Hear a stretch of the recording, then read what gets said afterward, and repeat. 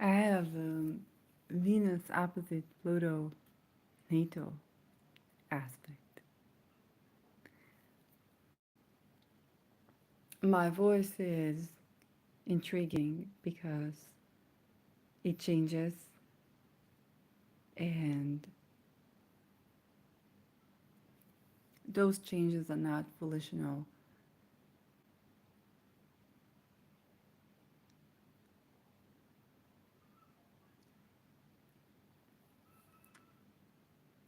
Funnily enough, this episode begins with ascendant ruled by Jupiter in the sixth house of Taurus, applying to conjunct my natal Venus.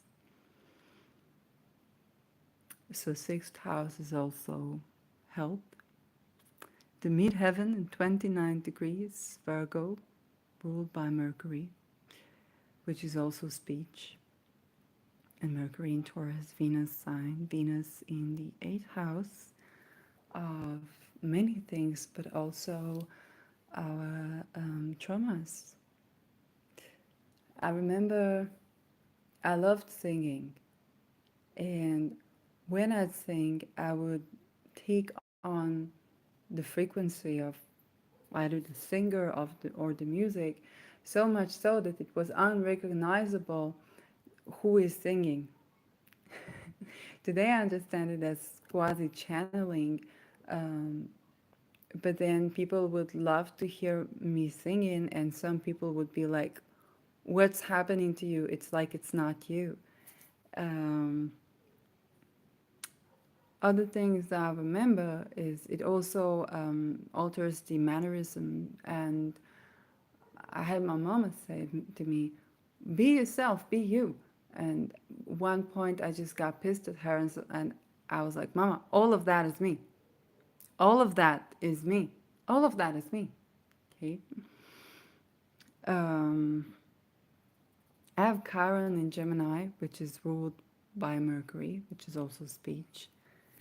Um, the first time somebody told me something to do with more holistic or metaphysical aspect of medicine, I was working for a credit card company and I would get sore throat all the time. At first, I was working for McDonald's for 4.5 years, and I was also a TA in video editing and the high school that I studied in. And then I couldn't stand on my feet. I had to quit there. So I said, okay, at least I'll do like customer service or something, and then at least I can sit. Um, but then my throat was soaring, and I had a colleague there that said to me, you know, we say spiritually, if a person is having a sore throat, the throat chakra, it means that there's something that they have to say, that they need to speak out. And I don't remember how I initially reacted to that, but I understood that she was saying something, because I could walk for hours, but I still can barely stand for 5 minutes. And I could sing for hours. Even when my throat would sore, I would find another way to bring the voice out, and I could not speak for, do customer service. And I had to run to the bathroom like a billion times. And at first, I took anti allergic pills. Eventually, we moved down south. Um, and I would slowly have, like, not need these pills. Um, but then I'd have to jump with you to the Me Too era. And I clearly remember then the speech was about writing. I had to write, and I tried to make it as um, honoring as I can. okay, to talk about my experience, um, my emotions, even, and to try and understand what was going on. Because when something like this happens to you at work, it happens with people that usually you know, and it's not exactly clear what is going on. So you need to explain to yourself what is going on. And these people sometimes they try to do things like trickery, okay, in the sense of like psychic control, okay, to get psychic control over people. And you must understand all these things when they are done volitionally, consensually between two adults that understand what is going on and agree to that, like in community or something like that. For some people, they volitionally they can enjoy all these things a lot. But when it happens without any communication, when somebody's trying to control you and you don't understand what is happening, um, it creates a mixture of things that you need to fight. You need to speak up, or you need to fight. You need to learn how to go into your body, and some of it is things from even childhood, and some of it is things from right now, and all this discerning that you need to do. And I was not able to do this through Dear Diary. I had to do this publicly.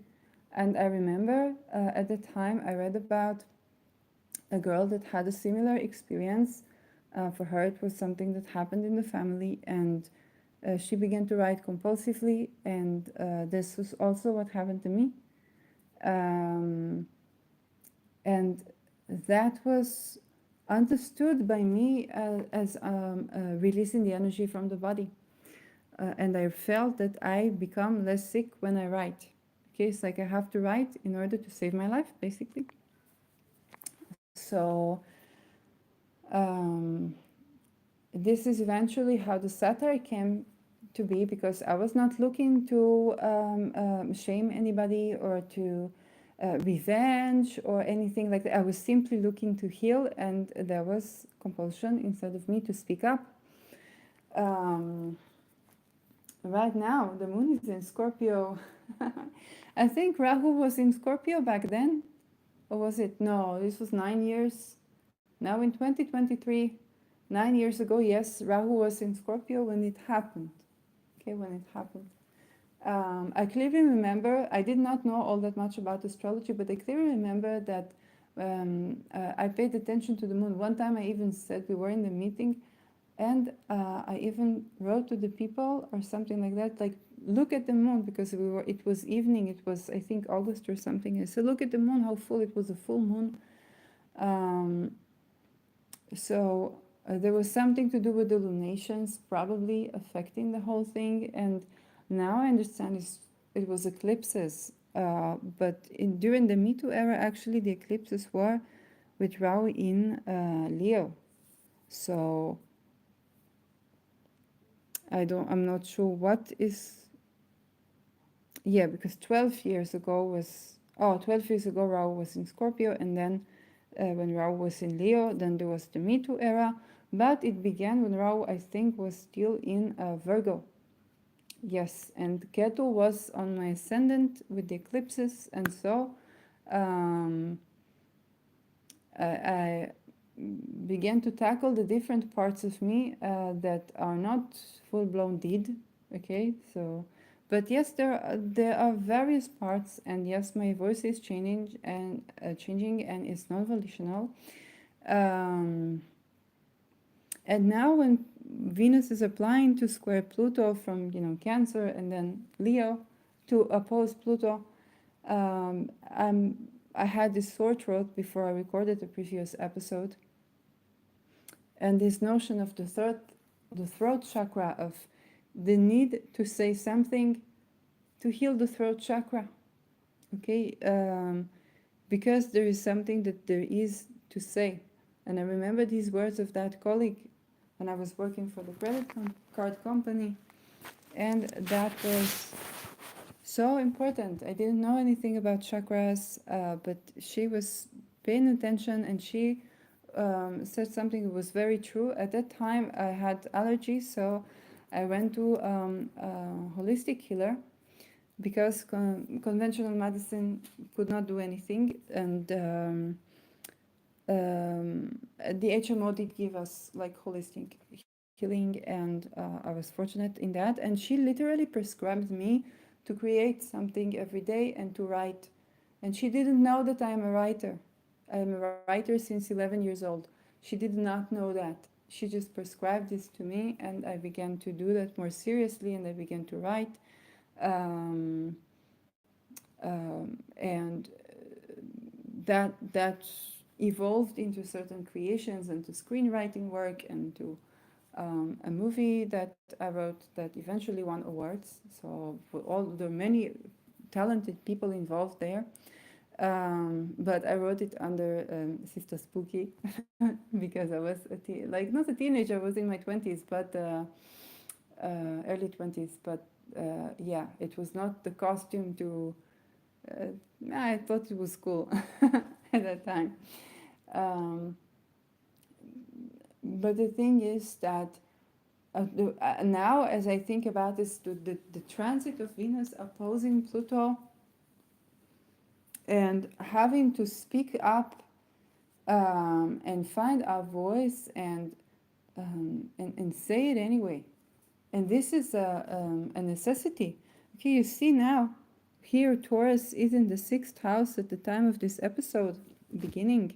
And this is Mars hour, so Mars is initiation, taking action. Now Mars is in Leo, and here it is in the 9th house, ruled by the Sun, and the Sun is in the 7th house in Gemini. She's just separating from Aldebaran, so Sun on Aldebaran.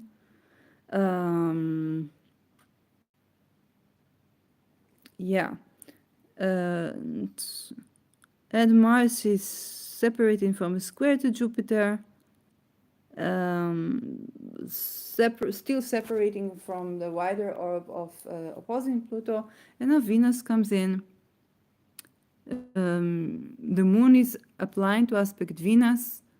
Okay, so the moon is triggering this Venus, this talk about Venus, Venus ruled by the moon. And the moon is in the 12th house.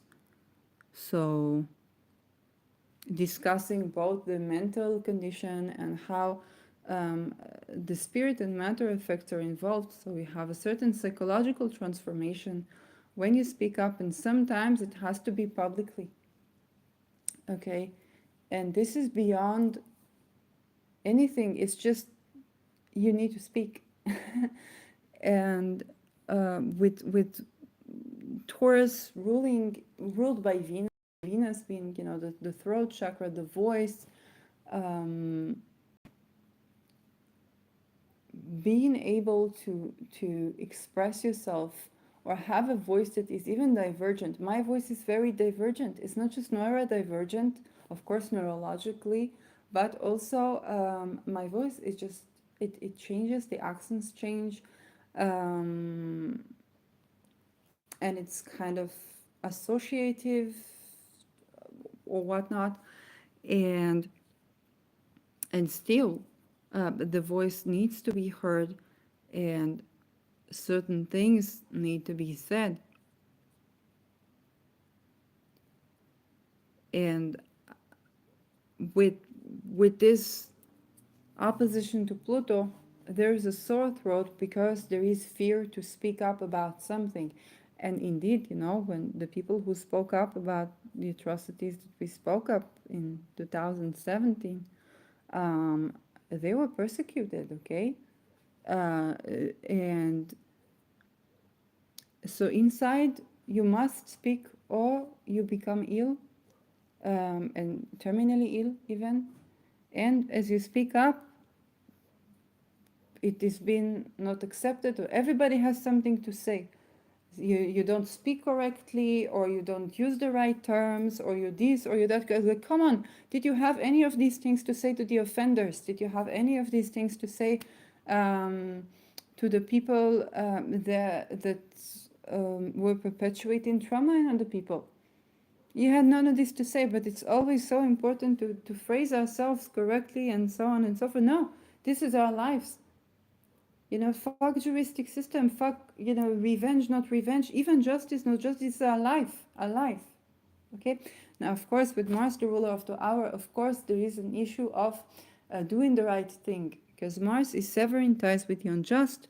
Mars with Leo, um, um, Leo rules the heart. The sun is also one of the eyes, and the Mars is in the sign of Sol, and the moon is in the sign of Mars.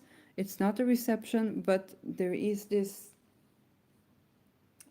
moon sun connection with our vision, and Mars here is setting a boundary and having initiation, is to do with being vulnerable or to do with leading with the heart.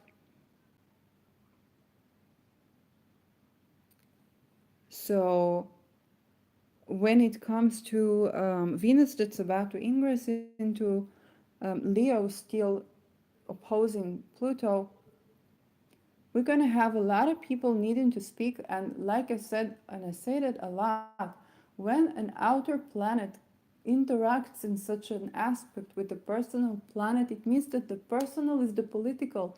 It's not necessarily a bad thing, okay? If you think about gay couples, so the first gay couples, their intimate life were very much a zeitgeist, okay? It has its pros and cons, but what comes out is that what they do behind closed doors becomes something that is relevant to the masses, even if it is many people who didn't know that they could do that, many people who didn't know that it's okay to be gay. Okay, so this is like another positive example of this.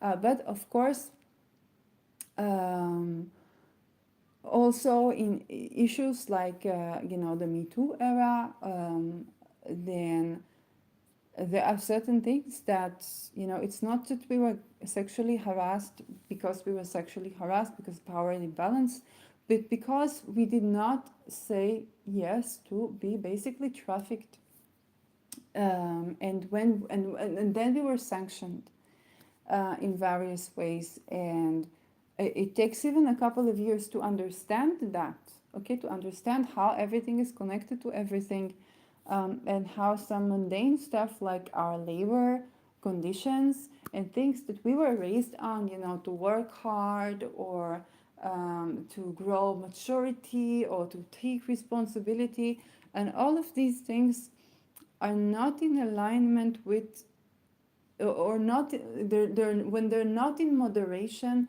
and they're not inclusive of people, they just lead to human trafficking, okay, they just lead to pedophilia, they just lead to children being marginalized, to groups and societies being marginalized, to voices being unheard and marginalized, and to our entire worldview being askew. And then those things kind of like explode in our faces, and everybody is worried about what will he do? Will he kill himself? It's like, come on. Did you stop? Where were you for the many times that I had planned and tried to see how can I outdo myself in the most sane way and the most respectful way towards me? Where were you? Society, people.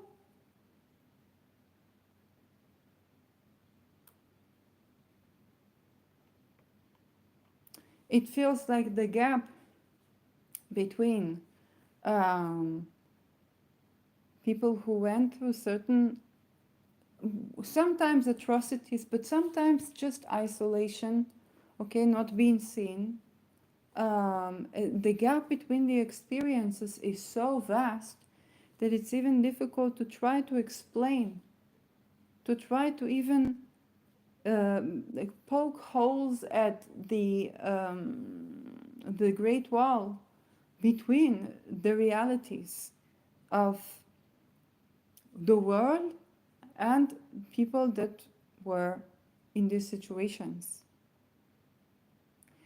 There's so many explaining to do, and so many. You have to be Martin Luther King, where you need to understand how you're getting your next meal, how you are getting your safe place to sleep, how you are getting your energy to get up and brush your teeth in the morning. And within all this, to try and integrate into society that is still preserving these atrocity enabling structures, worldviews, and so on and so forth. And you understand that the person sitting in front of you, the the well is so deep that it's very difficult to, if you try to get them to the depth of the well, they're like, you're killing me, and they would be right to say so, because to see what you see, they would need to be in the depth of the well, and you're like, okay, this is atrocity to even do that to someone. So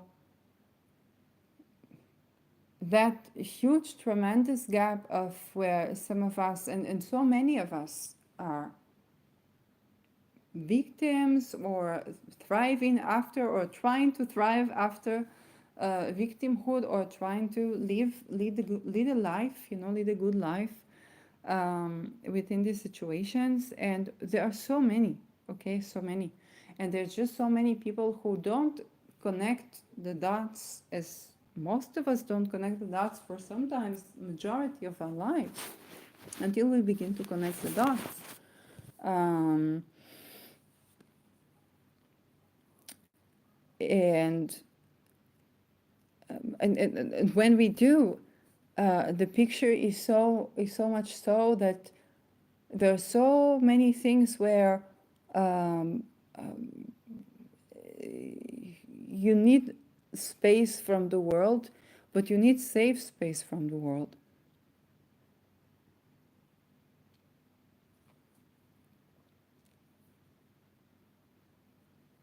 Now the midheaven ruled by Venus as well in the 11th. Okay, so this is one of those tender days where you have to speak from internal reasoning, and you don't know how will that voice be met, or if it will be met in the world. And the only aspect the moon is applying to here is to trine Venus and Neptune. So there's this great trine, grand trine between Neptune, Venus, and the moon. So moon is finally reaching out to the Jupiter phase of Scorpio. So there's a bit more optimism and ability, basically in this case with the application to Venus, to speak up, and Venus in the moon sign. So speaking up about moon-related things, and being able to vocalize more of those things and of those voices that that need to be tended to. And of course, can be with Mars. It can be divisive. Okay, it can be divisive because there are so many people who are used to, oh my gosh, don't throw accusations in the air. Don't throw this in the air. It's like, darlings, I either speak or die. And you either have a chance to be able to see and validate, or you are a part of the problem, okay? You are part of the atrocities. And there's nothing either me or you can do about this. You find it difficult to believe, okay, you find it difficult to believe, but in this standpoint, you are a part of the atrocities. And of course, you have the freedom to your beliefs and the freedom to your opinion, and nobody can force a belief upon somebody. But also, it is this situation where to heal from these atrocities, first of all, they need to be stopped. First of all, people need to be believed, people need to be seen. And of course, there is intricacy, Of course, people like Johnny Depp that were threatened. And who, like, if you are going through these atrocities and you heard this sentence, nobody will believe you. Of course, what is, they don't know what energy, that my psychologist said. Okay, it is exactly, they don't know what's energy. Okay, of course, we're going to do you Copernicus, but aside from the science, there is also the human factor here of vulnerability. It was for me after the Me Too, that was the 2019, was about basically the beyond betrayal. It was downward violence from my psychologist, and the science around it, that they don't know what's energy. Okay, so it was obvious that those things point out, you know, for me, Pluto and Aquarius is in the 12th house, and 12th house is also the house of mental health. And how do we see mental health? I was exposed to open dialogue approach that literally changed or revolutionized what people used to call psychosis. And I was, mind you, I was hospitalized because I had to escape trial. Okay, I had to escape. There were trials, 3 trials against me because I spoke up and I had to escape. And so I found myself in hospital because people thought I was going to kill myself. And I said, no. I said, you must change the discourse before somebody is going to kill themselves.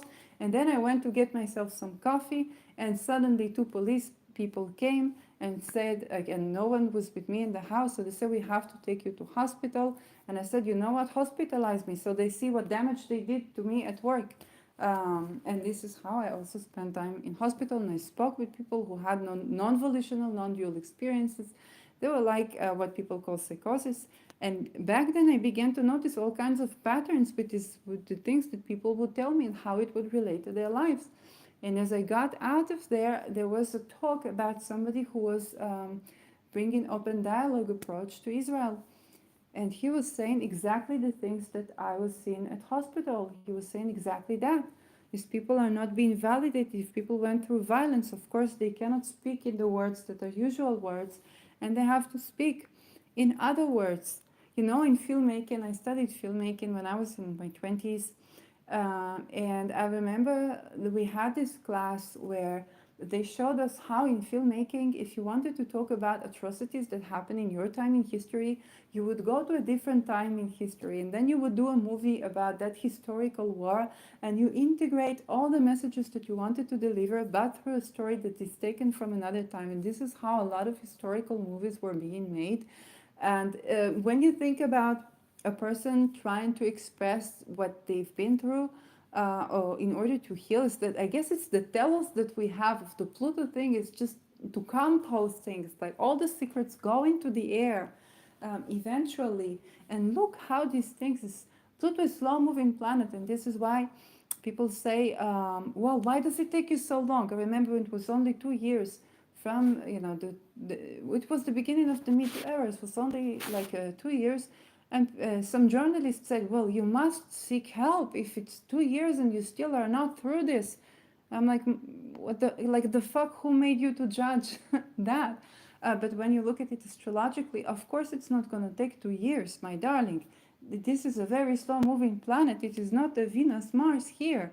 Okay, it's not somebody, if somebody says something or somebody, I don't know what, then if it's not outer planets related, you're like, you toss it away, you get angry, you set the boundary, you move on. But when it is outer planet related, there is a deep internal transformation that's happening. It takes time. And you think it, you yourself think, okay, I've dealt with that. Now it comes into the surface, and there's another layer and another layer and another layer. Um, and so, and this was also the experience of my colleagues. It was also Venus related with the 8 star, with the 8 years cycle of Venus. And I talked about my basically Me Too colleague and good friend that went through a 8 years trial, okay, because she took it to trial. I wrote my satire, and I wanted to express or to make a change through that, and to also talk about the holistic aspect of like healing.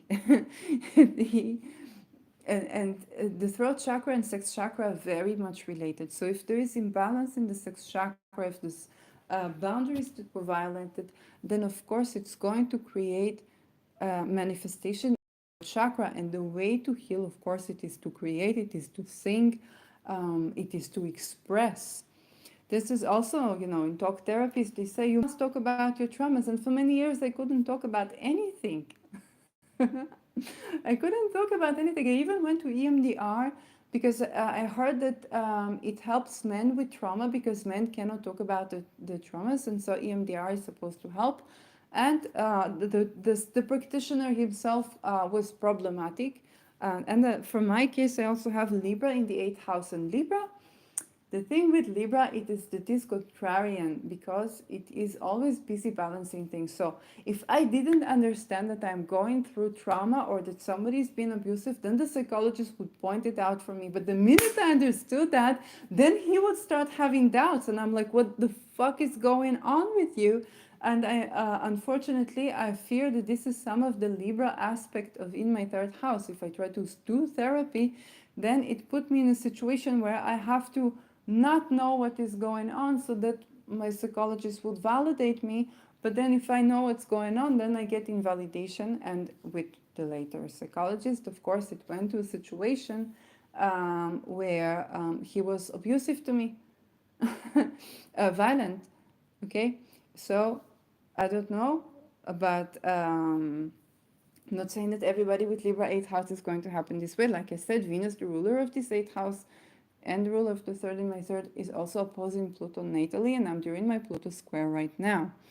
Um, so this theme of Venus Pluto, it's not only you finding your voice, but there is something very public. There's something political, literally political, that you do. Okay, one of the things that I was doing is I was getting into the essence of my desire, for example, to change the person that hurt me. And I say instead of changing them, I would change me, but also I would create certain awareness in society. And I learned about, like what is gaslighting, what is this, what is that. And so I delivered this information. I have Pluto in the ninth house, so it's teaching. So I brought teaching from abroad into Israel when there were no searchable Facebook group about all these topics of gaslighting, psychological abuse, and of course psychic attack and energy abuse. So those were one of the things that I was doing. At a certain episode that I didn't release, I addressed it was a side note that I said my legacy is already laden, which is funny because I learned filmmaking, I learned screenwriting, I did writing, I learned some acting. I love to sing, I love to paint. Um, there's so many things, and eventually my legacy is basically the people that I've helped through suicide ideation and abuse and even threats for life. And it was not like I can have a prescription on how to save your life. I don't have this prescription. It was just I brought the right information at the right time, and it had the blessed unexpected result that people start seeing a positive change where they apply that, and they were kind of summoning this information. I was an agent in delivering that. So that is pretty much my legacy. And that has nothing to do with anything I've ever done in life. Like I've achieved good stuff in life, but it's like it's so interesting. Like you wouldn't predict that I would be like a singer or a filmmaker or a famous author or I don't know what. Or even famous astrologer. I have Uranus in the 10th house, whole sign speaking, with Neptune next to my midheaven. So this also speaks, like it speaks big time for astrology. But the actual legacy of what I'm actually known for in my communities is the people that I've helped going through all these things and the awareness that I bring to non-volitional, non-dual experiences, kind of using every ounce of knowledge and talent that I have to support and to advocate for these people. Um, so I just find it funny that you kind of like you build up your experience and skills and so and so and so and so, and then you're kind of like your legacy is something completely different and non-volitional. Okay, it's not that I chose this path cognitive. It's just like there's my dealing with things, and with outer planets to inner planets, your personal issue or blessing is pretty much a spirit of the zeitgeist. So Venus opposite Pluto, the way I felt that is simply, oh, my throat sores.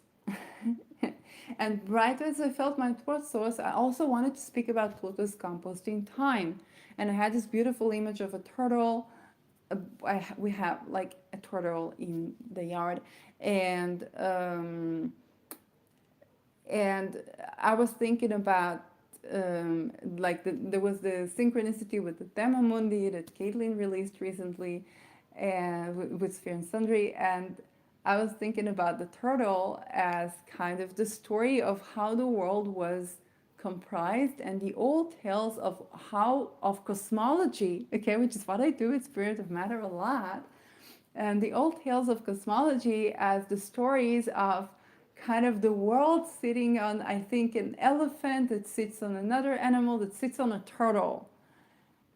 And I can't ignore this turtle with this cosmology view. And when I saw like images from the Tema Mundi rituals that Caitlin published, immediately I had this like 2000 years or like birthing or cosmology and there's something very beautiful around this. Um, so I haven't ordered it yet, but I'm looking forward to.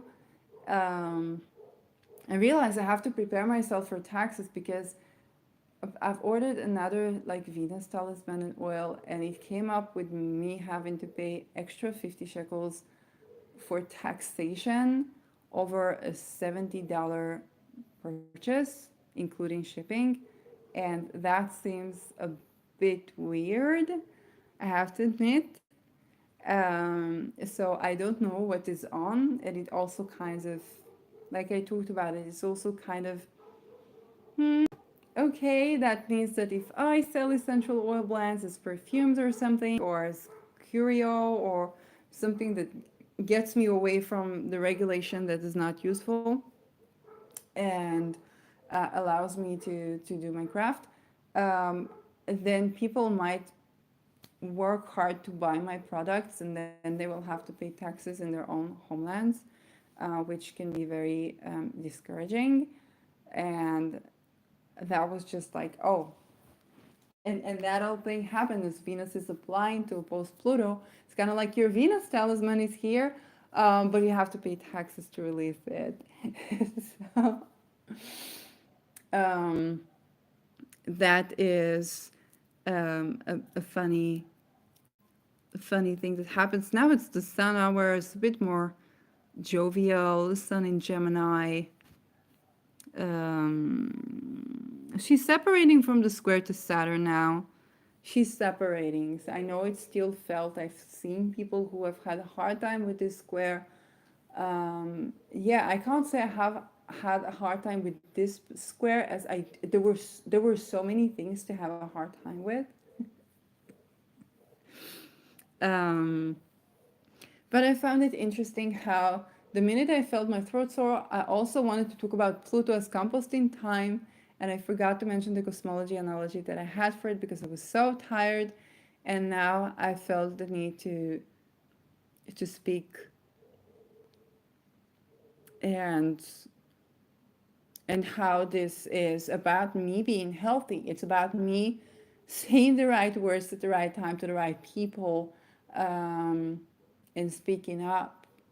That is so necessary, basically, to back then to heal the sex chakra, and I guess right now today too.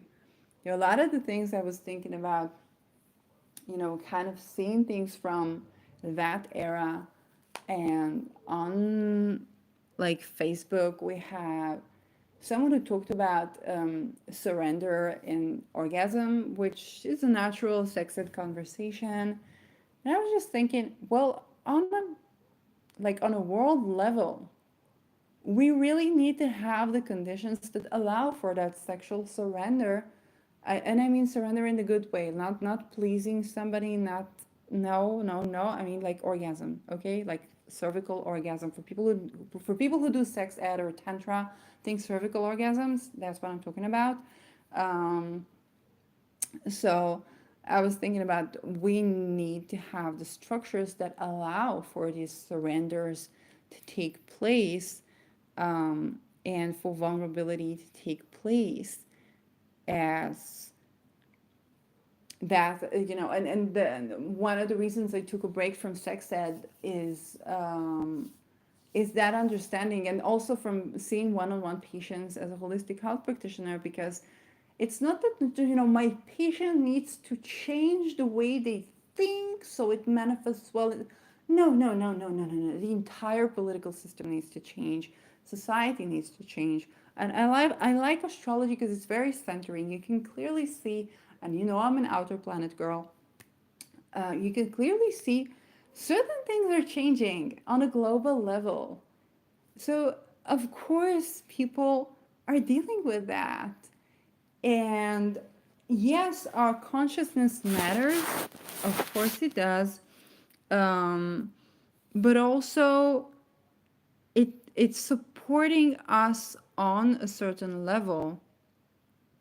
And if I prescribe an oil to you that assists you in processing and speaking up, but there's a whole society that will try to get you to certain places where that are not good for you, then I'm not your holistic health practitioner. I am assisting you in being the general of your battle. And we have a lot of people who could write a little Mein Kampf book, and I don't mean it in the Hitler-like racist way. I mean it that for many people, their story, if it had to be translated into two German words, it would be Mein Kampf. Because so many people are struggling not because they're in the mindset of struggle, but because they're tackling a certain reality that is indeed problematic. And so it's that tension between desiring to create and manifest a different reality and to get embodied and to this and to that, which is very important, and adopt the worldview that is actually nourishing for us for as long as it's nourishing for us, and be able to change and transform, as well as not having medical gaslighting or spiritual gaslighting on ourselves or our patients. So that's also something I kind of keep in mind. And I'm going to publish this as this ascendant is approaching my midheaven. Um, so, yeah. Thank you for watching. And I guess there will be some speaking videos for me. I will see you in my next video, which of course you can subscribe and yeah, just be supportive.